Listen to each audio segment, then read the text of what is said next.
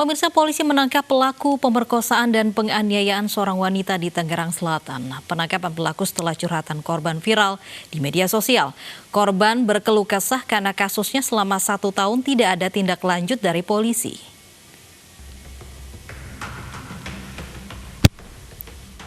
Pelaku yang berinisial RI ditangkap di rumahnya di Perigi Bintaro, Pondok Aren, Kota Tangerang Selatan. Pelaku ditangkap Satreskrim Polres Tangerang Selatan. Berdasarkan ciri-ciri yang terekam kamera pengawas atau CCTV, kasus ini bermula dari curhatan hati AF di media sosial yang kemudian menjadi viral. AF mengaku diperkosa dan dianiaya oleh seorang pria pada 13 Agustus 2019. Sejumlah foto yang dianggap AF sebagai pelaku juga diunggah ke media sosial. Sabtu malam atau Minggu dini hari tepatnya, tim dari unit PPA Polres Tangerang Selatan, Satreskrim dan juga anggota lapangan berhasil mengamankan pelaku di rumah orang tuanya. Ciri-cirinya sama yang di CCTV gitu? Ya, jadi memang awalnya beberapa waktu sebelum ini memang dari Satreskrim sudah mencurigai ada diduga pelaku tersebut, identitas juga memang sudah kita kantongi, cuma kami memang masih membutuhkan fakta-fakta yang menguatkan. Dan dengan adanya pesan yang dikirimkan oleh pelaku kepada korban, yaitu alhamdulillah menjadi titik terang yang membuat kami semakin yakin dan menguatkan fakta-fakta kami bahwa yang bersangkutan adalah pelaku dan tindak pidana tersebut. Dan pemirsa, saat ini kami juga telah tersambung melalui jaringan telepon dengan kuasa hukum AF. Ada Bapak Abraham Srijaya. Selamat siang Pak Abraham. Ya, selamat siang. Baik Pak Abraham, selama 1 tahun belum ditangkap, akhirnya memang pelaku pemerkosaan dari AF ini kemudian ditangkap. Bagaimana respon dari korban? Jadi begini ya, sebelum masuk ke sana, kami sendiri sebagai selaku kuasa hukum baru ditunjuk menjadi kuasa hukum Mbak AF itu hari Sabtu siang kemarin. Nah, dalam proses setahun ini, LP di tahun 2019 Agustus, mungkin yang bisa menjawab prosesnya kenapa begitu lama mungkin dari pihak kepolisian ya Bu ya. Halo. Baik, laporan dari korban keterangannya sejauh ini seperti apa Pak? Iya, kalau misalnya korban pada tahun lalu bulan Agustus, dia mengalami tindak pidana pelecehan seksual terhadap dirinya, sekaligus kekerasan ya. Kepalanya dipukul sama besi oleh pelaku. Namun setelah itu dia langsung visum dan memberikan keterangan di kepolisian. Tetapi ya itu prosesnya memang agak lama.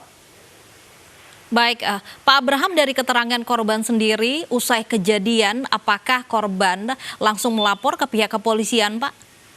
Langsung melapor. Baik, tidak ada keterangan dari pihak polisi selama 1 tahun?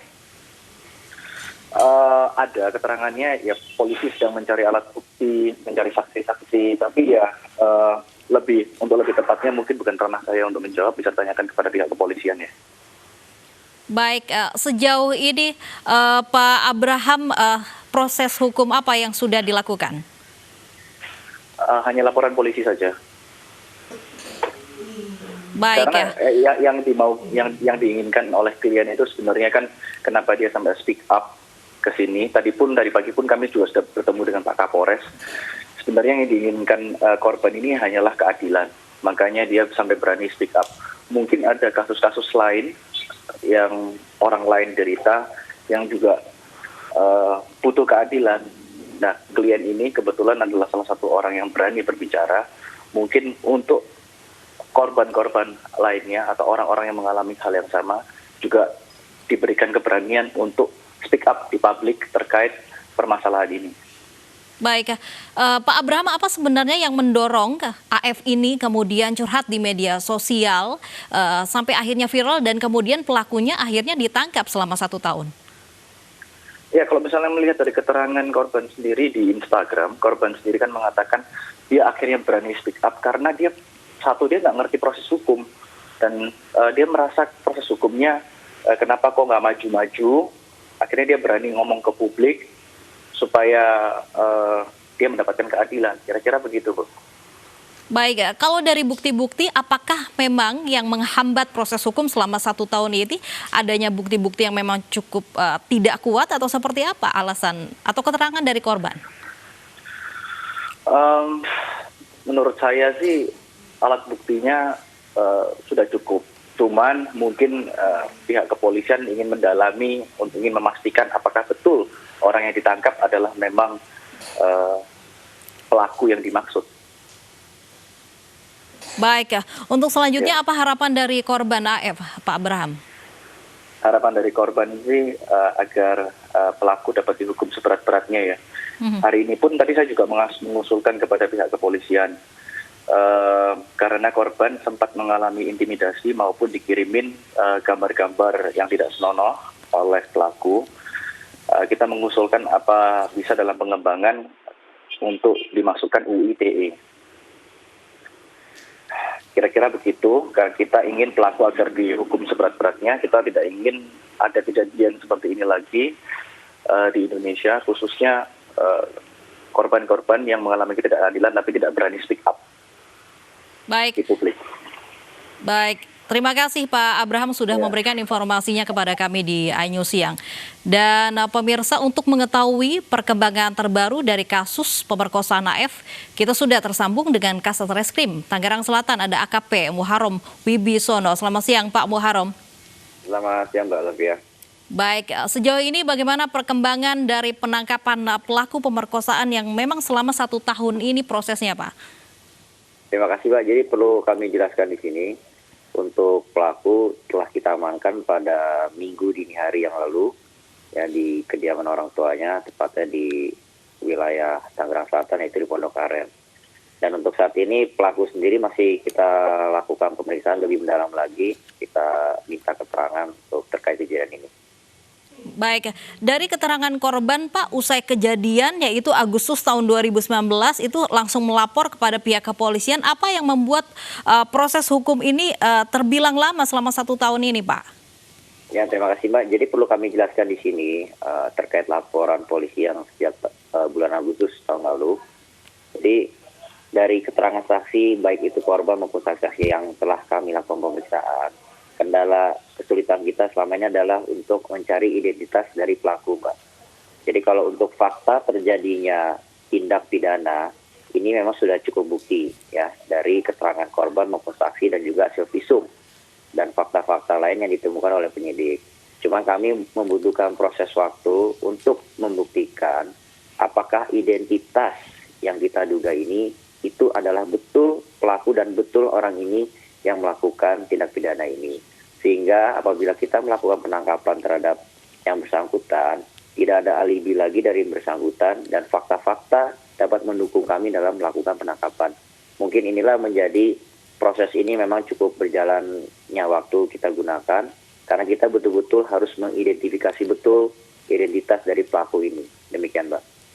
Baik, korban juga sempat mengutarakan identitas begitu dari pelaku sendiri dan juga bahkan alamat. Apakah itu tidak membuat cukup keterangan untuk pencarian pelaku, Pak?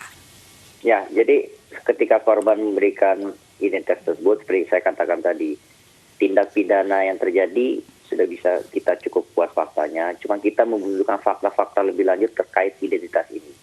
Nama yang sudah diberikan oleh korban, kita memang sudah melakukan pencarian di lapangan. Kita lakukan terus menggali informasi terus terkait identitas ini. Dan alhamdulillah ketika korban memberikan informasi kembali ya melalui media sosial juga, adanya pesan yang dikirimkan oleh pelaku, disinilah yang membuat titik terang dan menguatkan kita bahwa memang pelaku inilah, identitas inilah yang melakukan tindak pidana tersebut. Sehingga kita kemarin langsung melakukan penangkapan terhadap pelaku.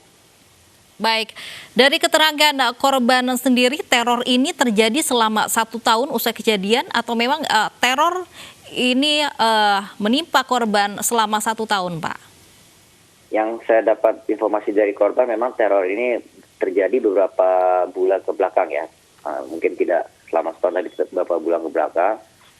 Orang ini terus menerus memberikan pesan yang memang awalnya korban juga tidak curiga apakah yang mengirim pesan ini adalah dari pelaku tersebut. Cuma dengan seringnya mengirimkan pesan terhadap korban, akhirnya korban juga mencurigai bahwa yang mengirimkan pesan dari pesan-pesan itu adalah pelaku sendiri. Baik, sejauh ini pemeriksaan terhadap pelaku dan juga korban, apa hubungan dari keduanya? Ya, jadi sampai saat ini baik keterangan korban maupun keterangan pelaku itu sama, bahwa tidak saling mengenal, Mbak. Jadi tidak ada saling mengenal, dan disinilah yang saya katakan di awal tadi, disinilah yang awal membuat kita butuh proses ya untuk memastikan identitas pelaku ini, karena baik korban maupun pelaku tidak mengenal, dan juga saksi-saksi yang kita sudah memeriksa itu tidak ada yang melihat maupun mengenal dari pelaku ini. Nah, alhamdulillah sekarang kita bisa melakukan pengungkapan terhadap pelaku ini. Baik, apakah ada indikasi perampokan? Sebenarnya apa motif dari pelaku melakukan tindak asusila? Terima kasih, Mbak. Jadi sejauh ini dari keterangan pelaku sendiri, memang awalnya pelaku ini hanya ingin melakukan pencurian yang dia lakukan di rumah korban. Ketika pelaku hendak melakukan pencurian ini, ketika memasuki rumah korban, di mana pelaku sudah melihat bahwa rumah itu sepi, kosong, ternyata pelaku pada saat mau melakukan pencurian ini bertemu dengan korban.